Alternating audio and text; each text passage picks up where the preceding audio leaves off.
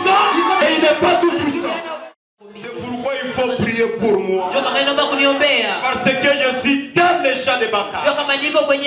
Il a ordonné aux hommes forts de la Syrie. Il dit, moi je veux que vous puissiez m'arrêter les prophètes. Parce que c'est lui la lumière pour Israël. C'est lui que Dieu parle avec lui. Alléluia. Amen. Il a envoyé les hommes et les hommes sont arrivés dans la ville. C'était pendant la nuit. Frère,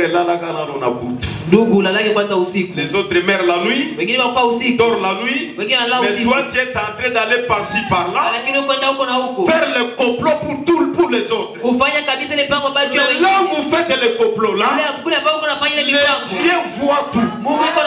Et il sait ton cœur même ce matin.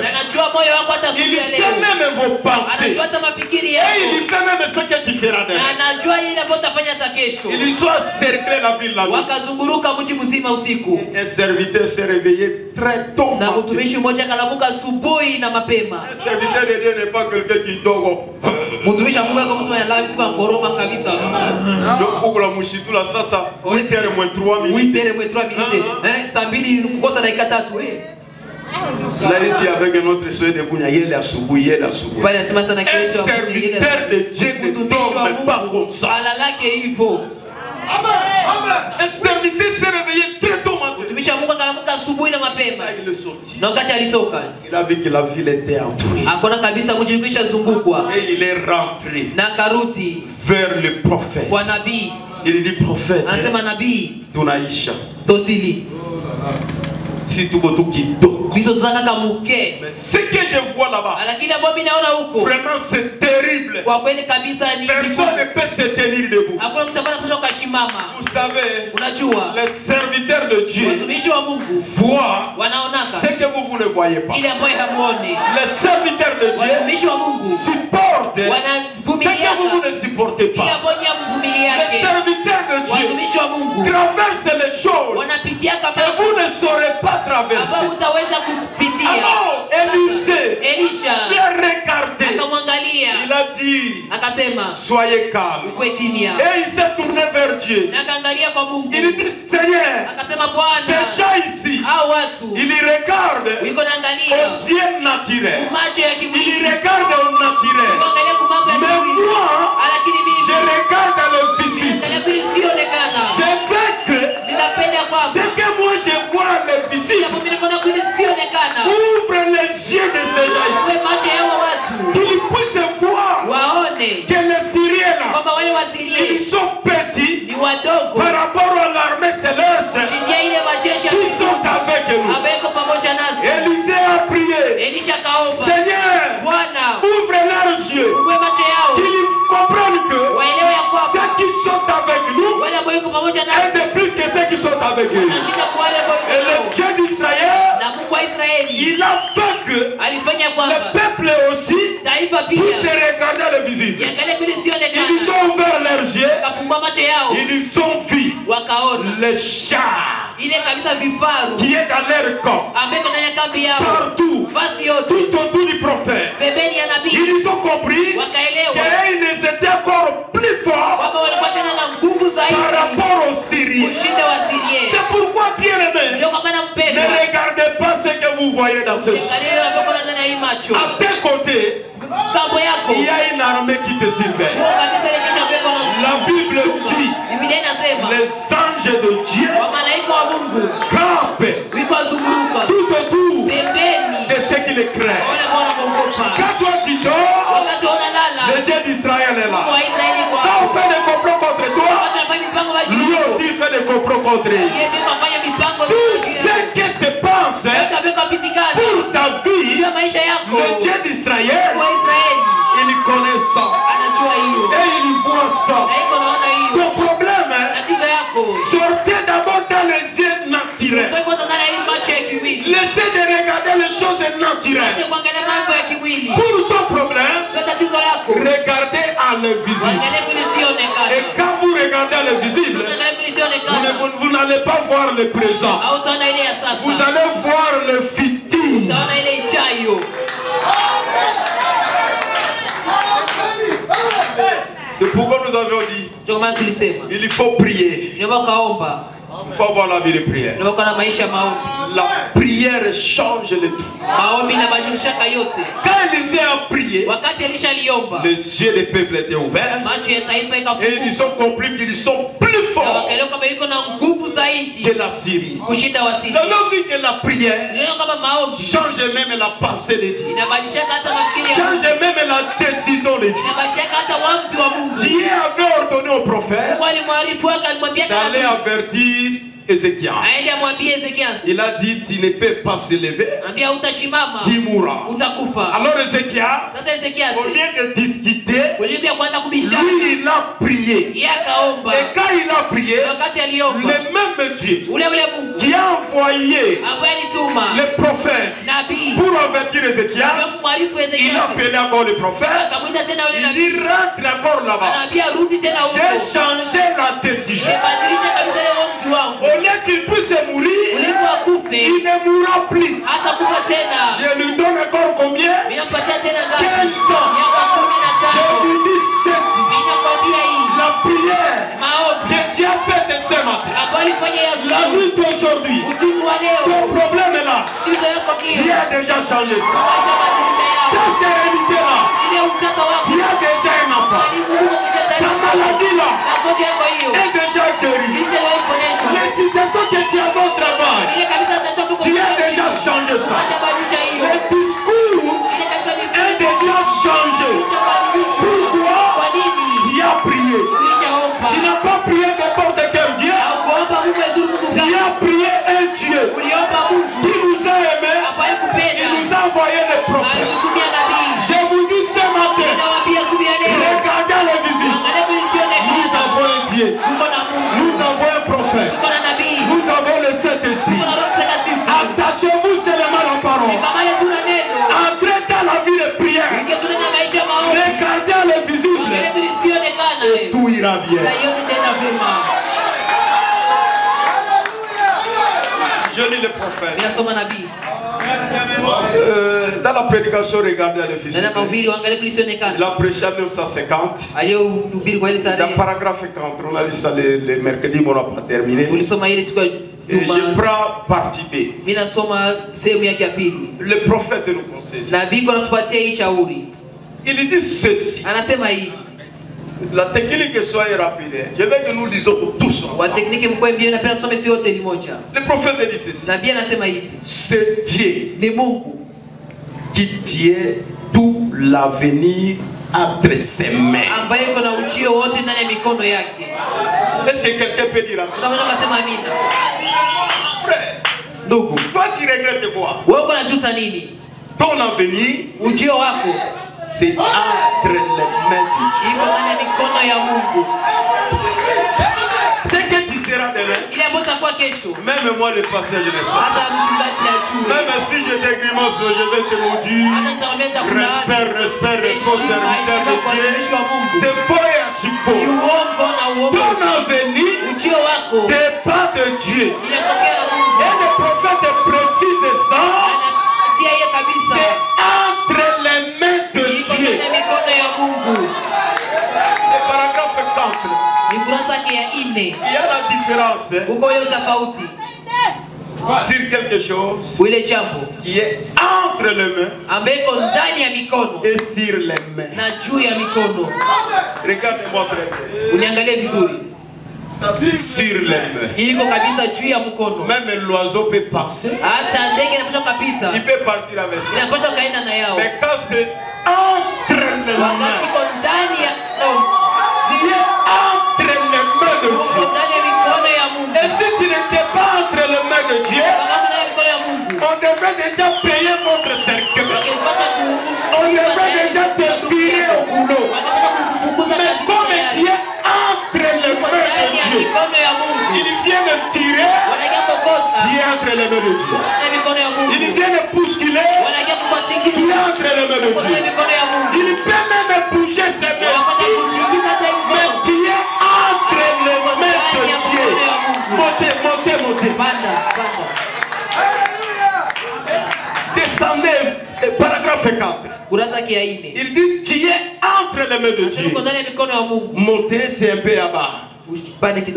Ok. Monter. Monter.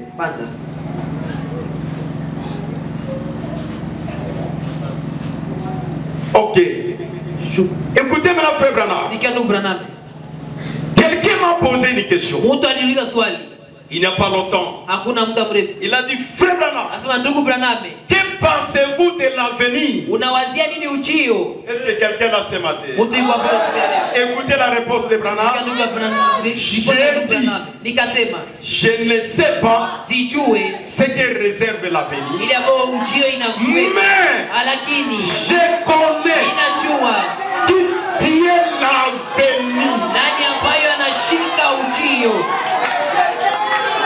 La chose à faire, c'est de connaître le Dieu d'Israël qui a l'avenir entre tes mains.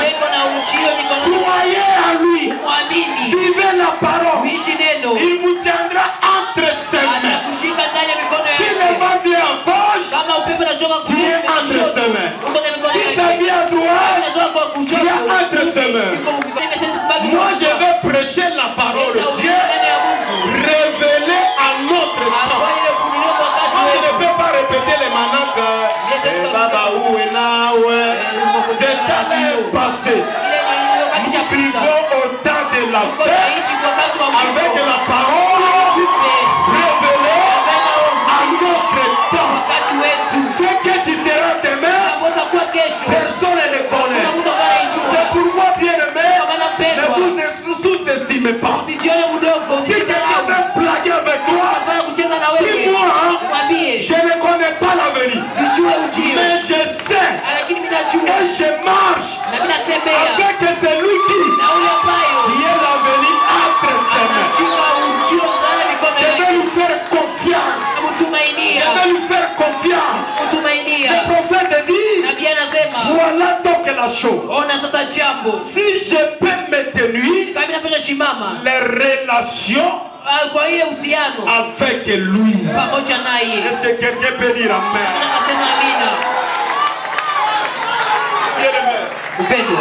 Il y a beaucoup de relations. C'est toujours ces relations-là qui vous font des problèmes. Qui causent des problèmes. Oh, ma relation, j'ai des relations avec elle, j'ai des relations avec elle, des relations avec un humain. Demain, il va te décevoir. Parce que l'homme reste l'homme.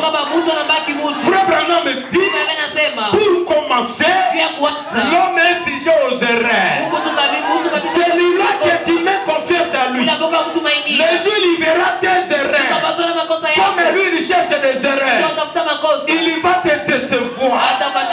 Mais le Seigneur Jésus, quand vous avez la relation avec lui, même la nuit, toi tu dors, il a la relation avec toi. Même si tu tombes, il revient pour arranger. Il prend tes péchés. Il prend tes péchés. Il jette dans la mer de l'eau.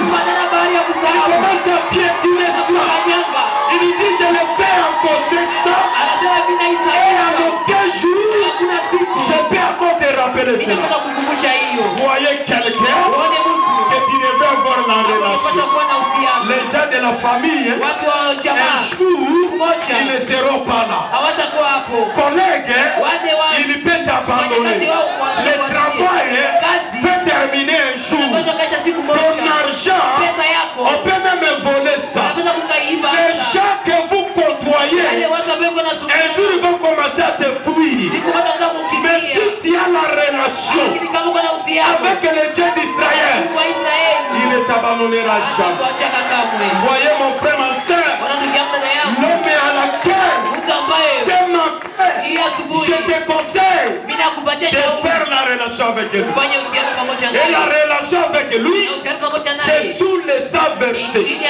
Revenez à lui. Soyez baptisés au nom de Jésus pour le pardon de vos péchés. Et vous recevez le don du Saint-Esprit. Et vous aurez la relation avec lui. Cherchez-le d'abord, psaume 111. 121, psaume 121. Qu'est-ce que la Bible dit? Bien-aimé, nous avons un homme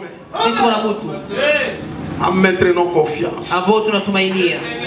Tu as confiance à quelqu'un. Vous voyez ce qui t'est arrivé. Comme tu es là, rien que des regrets.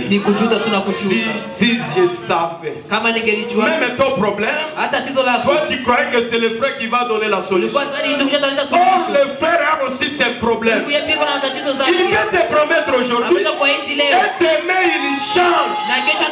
Mais Dieu, sa promesse reste sa promesse. Lui ne change jamais. Amen. Un jour, David avait des problèmes. Comme toi tu as. Alors David, il a regardé à l'invisible. Il a compris que c'est l'invisible qui donne la solution. Écoutez maintenant David. Je dis psaume 121. Psaume 121. La Bible dit quoi? Écoutez maintenant David. Quand il y avait des choses dures, il a côtoyé la famille. Il a donné des promesses. Il avait la maladie.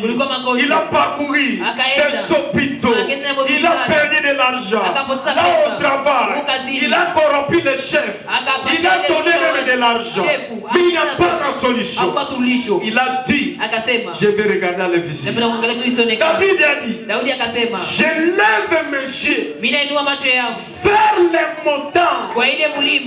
D'où me viendra le secours? Le secours me viendra de l'Éternel qui a fait le ciel et la terre. Si tu savais ça, tu devrais être à genoux tous les jours. Quand les choses ne vont pas bien, je lève mes yeux vers la montagne. D'où me viendra le secours? Le secours ne vient pas à un homme. Pour que l'homme puisse t'aider, il faut que le Dieu d'Israël passe cet homme-là.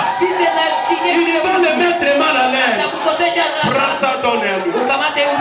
Tu vas négliger, tu fais semblant de dormir, le Dieu d'Israël te réveille. Prends ça, donne à lui. Prends ça, donne à lui. Le Dieu d'Israël, c'est lui qui t'aide. C'est pourquoi vous voyez, toi tu penses que c'est celui-là qui va t'aider et tu es dans la déception. Pourquoi Dieu n'a pas encore pensé chez lui? Quand il va penser, Dieu le mettra mal à l'aise. Et il fera toujours quelque chose. Pourquoi le secours me vient de l'Éternel qui a fait les cieux et la terre? C'est là que vient votre secours. Là au travail, quand les choses ne vont pas bien, les chefs prennent les dispositions pour t'humilier, pour te virer même au boulot. Ils te donnent des défauts que vous ne connaissez même pas. Dis-leur, je sais quelqu'un qui m'a donné ce travail.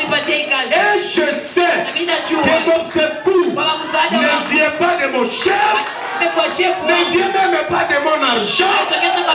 Mon secours vient de l'Éternel qui a fait le ciel et la terre. Écoutez maintenant la Bible. Il ne permettra point que ton pied chassenne. C'est lui qui te garde. Ne sommeillera point.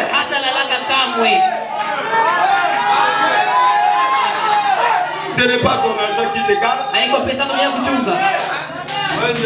Vous voyez, moi je ne peux pas dormir.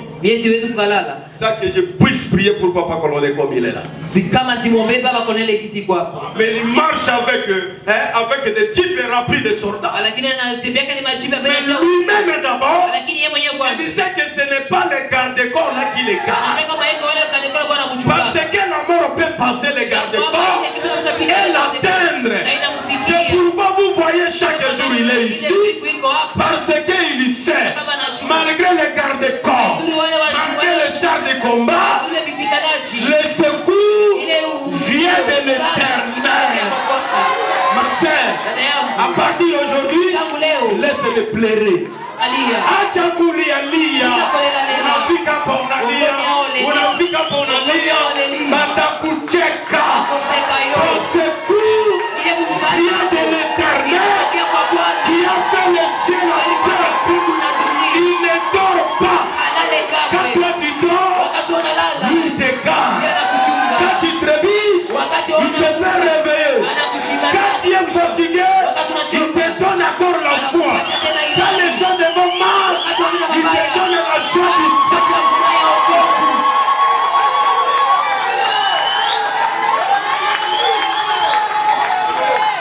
Il dit, voici, il ne sommeille, il ne dort. C'est lui qui garde Israël.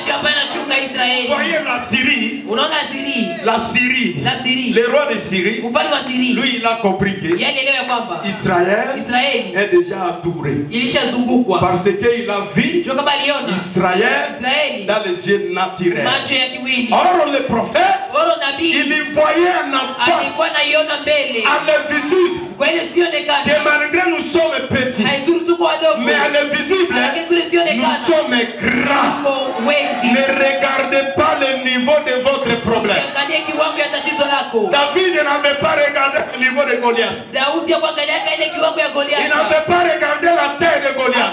Mais il a regardé aux promesses. Il a regardé à l'invisible.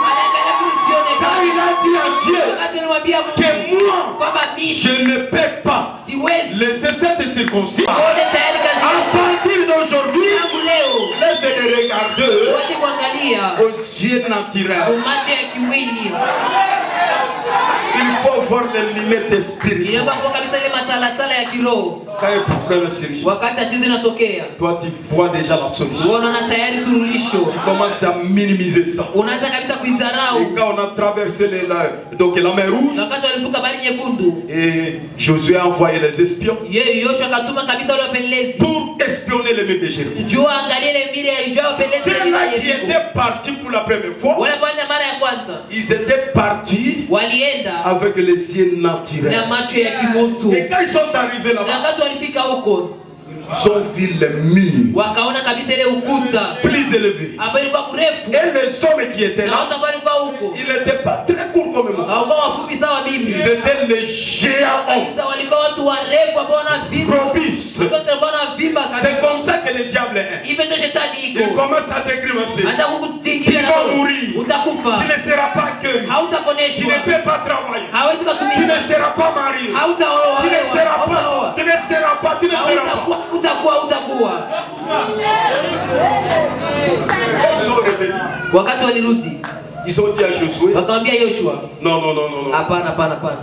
Les hommes qu'on a vus là-bas, nous nous paraissons comme les sauterelles. C'est inutile de continuer. Mais bien aimé, si les autres ne voient pas clair avec les yeux naturels, ils s'arrêtent. Ils ne veulent pas continuer. Toi, regardez le visu. Va de l'avant. Ils sont rentrés. Ils ont découragé Josué et tout Israël. Mais Josué, il a dit à Caleb et les autres, il dit nous allons partir. Dans notre tour, nous allons aussi espionner. Pourquoi? Josué, lui, il a regardé à l'invisible. Il a compris une chose. Il a dit, depuis Égypte, on nous a déjà donné la terre promise. Il a dit cette terre vous appartient. Moi je ne peux pas regarder aux circonstances. Mais je regarde à la promesse. Et quand Josué est allé, arrivé à la route, il y avait une circonstance. Un homme très géant. Et Josué est très court comme lui. Il est regardé comme ça. Il a dit, qui est-il devant nous? Parce que nous sommes les enfants de la promesse. Personne ne peut nous barrer la route. Personne ne peut changer ce que Dieu a prononcé, il a préparé pour toi. Peu importe les circonstances, regardez le visible, soit de l'avant, cela va se réaliser.